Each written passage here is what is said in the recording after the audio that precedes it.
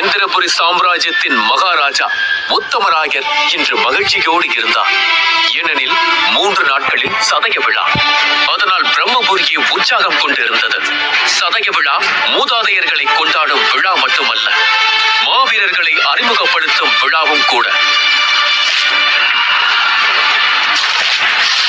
அதனால் தங்களது பலத்திலும் சக்தியிலும் நம்பிக்கை கொண்ட இந்திரபுரியின் இளம் வாரிசுகள் இவ்விழாவில் தவறாமல் பங்கேற்பார்கள். போட்டியில் வென்றால் தங்கள் மூதாதையர்களின் குகையை பார்வையிடுவதற்கான வாய்ப்பு வழங்கப்படும் என்பதால் பணக்காரன் முதல் ஏழை வரை ஒவ்வொரு குடும்பமும் தங்கள் வாரிசுகளை வாழ்த்தி அனுப்பி வைத்தனர். ஆனால் பிரம்மபுரியின் எல்லையில் வாழும் ஒரு வீட்டில் மட்டும் திட்டும் சத்தம் கேட்டுக் கொண்டிருந்தது. இங்க பாரு, சந்தைக்கு போனோமா வந்தோமான்னு இருக்கணும். நரசிம்மரை பார்க்கணும்னு ஏதாவது குறும்புத்தனம் பண்ண அப்புறம் நீ உன் பாட்டியை பார்க்க முடியாது என்று ஒரு மூதாட்டி தன் பேரனை திட்டிக் கொண்டிருந்தான். அவன் தலையை ஆட்டிக்கொண்டே கேட்டுக் கொண்டிருந்தான். இங்க பாரு, நீ சொல்லி நான் கேட்காம இருப்பனா? சந்தைக்கு போறேன், சுத்தி பாக்குறேன், திரும்பி வர்றேன், அவ்வளவுதான் பாட்டி. நம்ம ராத்திரி ஒன்னா சாப்பிடுறோம், சரியா என்று சொல்லிவிட்டு அவன் தன் ஈட்டியை கையில் எடுத்தான். அவன் தான் அபிமன்யு. 17 வயதிற்கே உண்டான துடிப்பும் வேகமும் இருக்கக்கூடிய பிரம்மபுரியின் 1000 இளைஞர்களின் அவனும் ஒருவன். இரையை தேடி முயல் ஓடுவது மாதிரி மாவீரர்களை தேடி ஓடுவான் அபிமன்யு.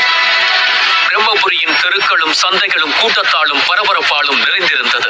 அபிமன்யு அந்த கூட்டத்திற்குள் புகுந்து சென்று கொண்டிருந்தான். அப்பொழுது வானத்தை கிழித்துக் கொண்டு ஒரு நெருப்பு பந்து வேகமாக தரையை நோக்கி வந்து கொண்டிருந்தது. நிலம் சூடாக ஆரம்பித்தது. ஆனால் சந்தையில் இருந்த மக்கள் சொந்த வேலைகளில் மும்முரமாக இருந்ததால் ஒருவர் கூட வானத்தை கவனிக்கவில்லை. ஆனால் அபிமன்யு அதை பார்த்து விட்டான். நாமெல்லாம் சாக போறோம், சூரியன் கீழே விழ போகுது என்று கத்தினான். அதை கேட்டதும் அங்கிருந்த ஆட்கள் அனைவரும் அவனை மேலிருந்து கீழ் வரை பார்த்தனர். என்னப்பா, ஜோசிய பார்க்க வந்திருக்கியா? சூரியன் விழுதது கதை விடுற என்று ஒருவர் கேட்டார். அதை கேட்டதும் அனைவரும் சிரித்தார்கள். உடனே ஒரு கடைக்காரர் அவனை பார்த்து, ஏ பைத்தியக்காரா, மரியாதையா ஓடிடு, காலையிலேயே வியாபாரத்தை கெடுக்க பாக்குறியா என்று திட்டினான். உடனே அபிமன்யு, யோ, என்ன திட்டத்தை விட்டுட்டு வானத்தை பாருங்கயா என்று கத்தினான். முதல்ல நீ பாருடா, பகல் வெளிச்சம் ஊரையே வெளுக்குது, இப்ப வந்து சூரியன் விழுது, தாமரை அழுகுதுன்னுட்டு உங்க எல்லாத்துக்கும் பைத்தியம் தான் பிடிச்சிருக்கு என்று கத்திவிட்டு மீண்டும் வானத்தை பார்த்தான். நெருப்பு பந்து தரையை நோக்கி வேகமாக வந்து கொண்டிருந்தது. உண்மையை சொன்ன யாரும் நம்ப மாட்டாங்களே என புலம்பியவன் தூரத்தில் நிற்கும் எச்சரிக்கை கோபுரத்தை பார்த்தான். அவன் மனதில் ஒரு யோசனை தோன்ற அவன் அதை நோக்கி ஓட ஆரம்பித்தான். வேகமாக பாதுகாப்பு கோபுரத்தின் முன் வந்து நின்றான். அங்கு எண்ணற்ற காவலாளிகள் கூடியிருந்தனர். இடது பக்கம் வரிசையாக குதிரைகள் நின்று கொண்டிருந்தது. வலது பக்கம் பரபரப்பாக பானை வியாபாரம் நடந்து கொண்டிருந்தது. அவன் முகத்தில் ஒரு சிரிப்பு தோன்றியது. அடுத்த நொடி இடுப்பில் கட்டி வைத்திருந்த வெடிகளில் ஒன்றை எடுத்தான். அதை பற்ற வைத்து குதிரைகளை நோக்கி தூக்கி எறிந்தான். படபடவென வெடித்து சிதறியது. குதிரைகள் கால்களை தூக்கி கொண்டு கணைக்க ஆரம்பித்தன. பின்னர் அவை புழுதியை கிளப்பிக் கொண்டு சந்தைக்குள் பாய்ந்தன. பானைகள் உடைந்து நொறுங்கின. எங்கும் புழுதியும் புகையும் கிளம்பியது. பின்னர் கூச்சலும் குழப்பமும் உண்டானது. மக்கள் கண்களை கசக்கிக் கொண்டும் இருமிக் கொண்டும் இருந்தனர். என்னாச்சு என்னாச்சு என்று காவலாளிகள் கூட்டத்திற்குள் வேகமாக ஓடி வர அபிமன்யு கோபுரத்தின் மீது சரசரவென ஏறினான். வானரத்திற்கும் அவனுக்கும் வித்தியாசமே கிடையாது என்று கூறும் அளவிற்கு அங்கும் இங்கும் தாவிக் கொண்டிருந்தான். கைப்பிடி, பாதுகாப்பு வேலி, படிக்கட்டு என அனைத்தையும் பிடித்து அவன் மேலே ஏற ஒரு காவலாளி அவனை பார்த்து விட்டான். ஏ பையா, அது பாதுகாப்பு கோபுரம், அங்கு செல்லக்கூடாது என்று கத்தினான். ஆனால் அவன் அதை கேட்காமல் ஓடினான். அவர் அவனை துரத்திக் கொண்டு ஓடினார். 17 வயது அபிமன்யுவிற்கு உடல் பலம் இல்லை, ஆனால் கால் பலம் இருந்தது. அவன் வளைந்து நெளிந்து பாம்பை போல யாருடைய கைகளிலும் சிக்காமல் கோபுரத்தின் உச்சியில் ஏறினான். அங்கு ஒரு அக்னி பீடம் இருந்தது. அதை எச்சரிக்கை ஜோதி என்று அழைப்பார்கள். அதை பற்ற வைத்தால் ஏதோ ஆபத்து என்று உணர்ந்து தளபதி அங்கு வருவார். குறும்புத்தனம் செய்யாதே என்று பாட்டி சொன்னது அவன் நினைவிற்கு வந்தது. ஆனால் அபிமன்யுவிற்கு அதை தவிர வேறு வழி தெரியவில்லை. அவன் நெருப்பை பற்ற வைக்கவிருந்த நேரத்தில் அந்த சிப்பாய் அவன் காலை பிடித்து இழுத்தான். அபிமன்யு தொப்பென்று விழுந்தான்.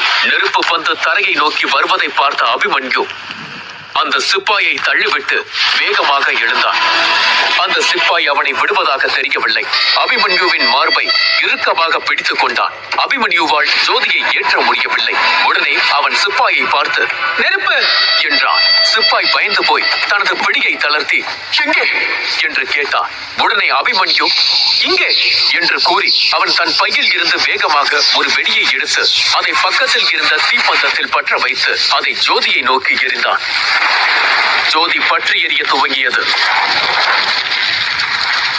அடுத்த நொடி காதை கிழிக்கும் முரசு சத்தம் ஒலிக்க துவங்கியது. இன்னொரு பக்கம் போர் சங்கை ஊத தொடங்கின.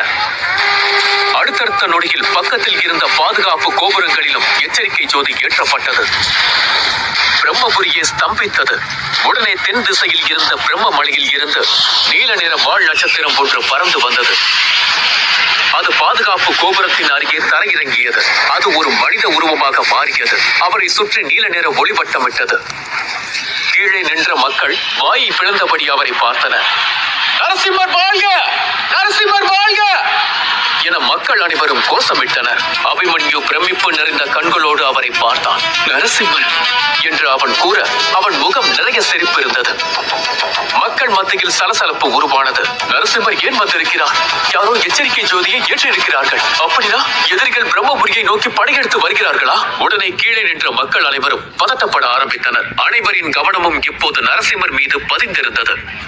நரசிம்மர் கம்பீரமான சிங்கம் போல பாதுகாப்பு கோபுரத்தின் முன் நின்று கொண்டு சுற்றி முற்றி பார்த்தார். எல்லா கோபுரங்களிலும் ஜோதி ஏற்றப்பட்டிருந்தது. யார் இதை செய்தது என்று கர்ஜித்தார். அவர் கர்ஜனையில் மக்களோடு சேர்த்து காவலாளிகளுமே நடுங்கினர். சிப்பாய்கள் தயங்கி தயங்கி அவரை நோக்கி நடந்து சென்றனர். அகன்ற தோளும் கம்பீரமான பார்வையும் 7 அடி உயரமும் கொண்ட அசைக்க முடியாத மழை போல 99 வீர தழும்புகளுடன் திடமாக இருந்தார் நரசிம்மர்.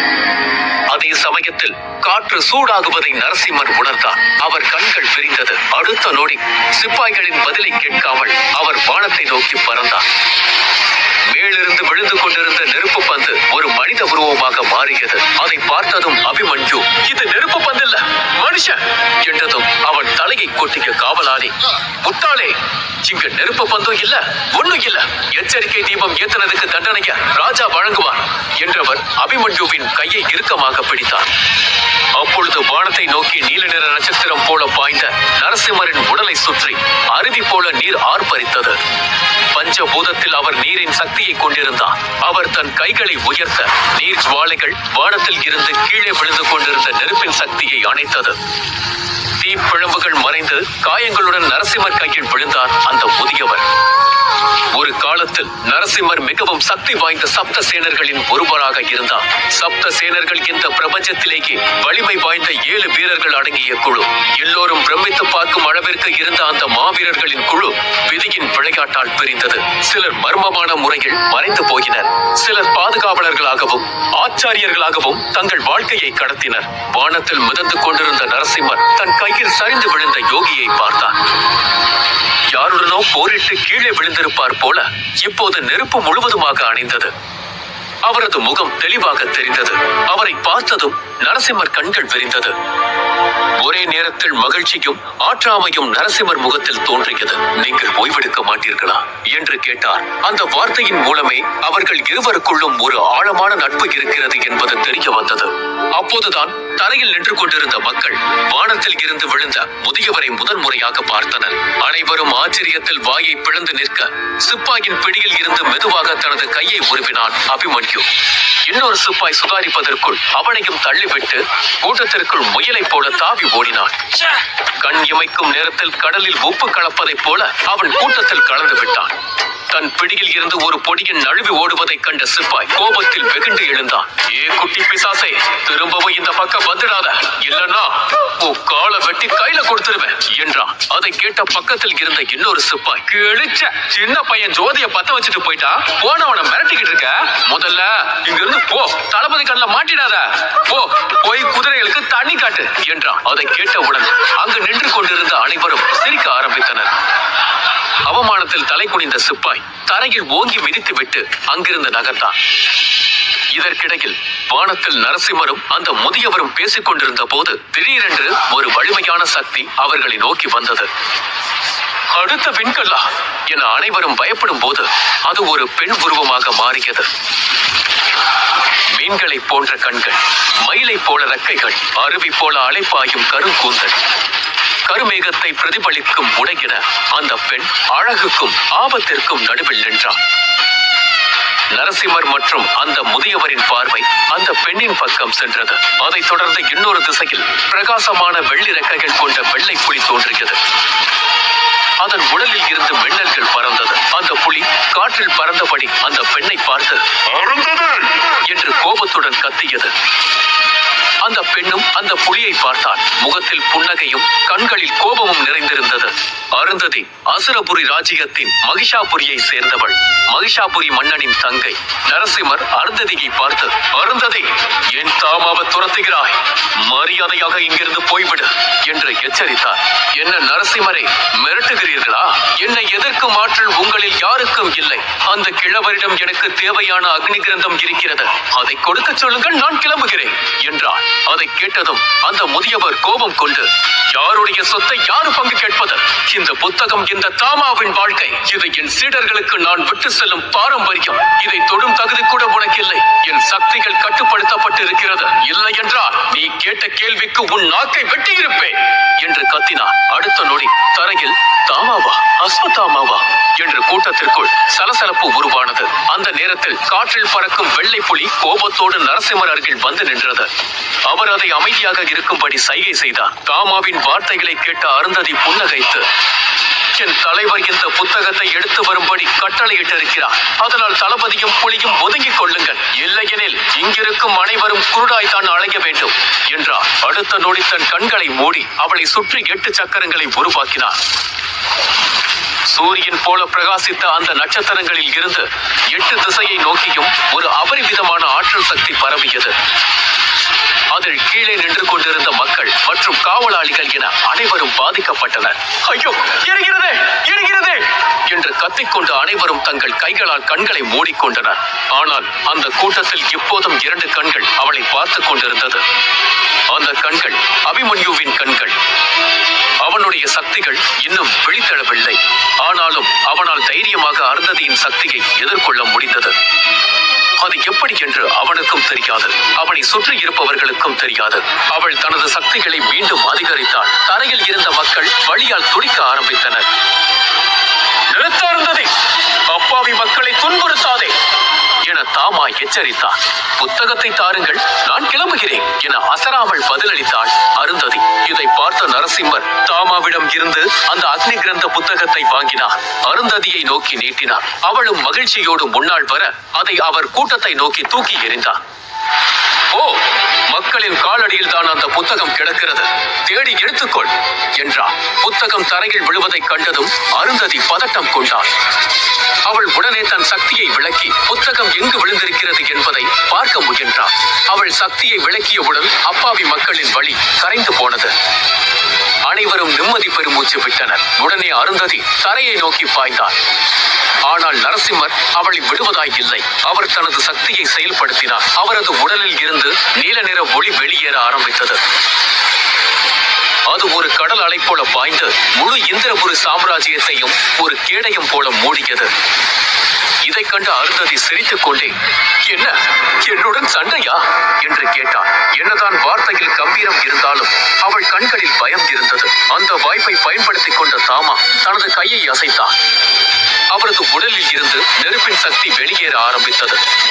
அது ஒரு மாபெரும் வில்லாக ஒன்று கூடி அவர் கைகளில் வந்து நின்றது. அதில் அவர் நாணை இழுக்க நெருப்பை கக்கும் ஒரு அம்பு தோன்றியது. அது அருந்ததியை குறிவைத்தது. அருந்ததி ஒரு அடி முன்னால் எடுத்து வைத்தாலும் அம்பு அவள் நெஞ்சை கிழிக்கும்.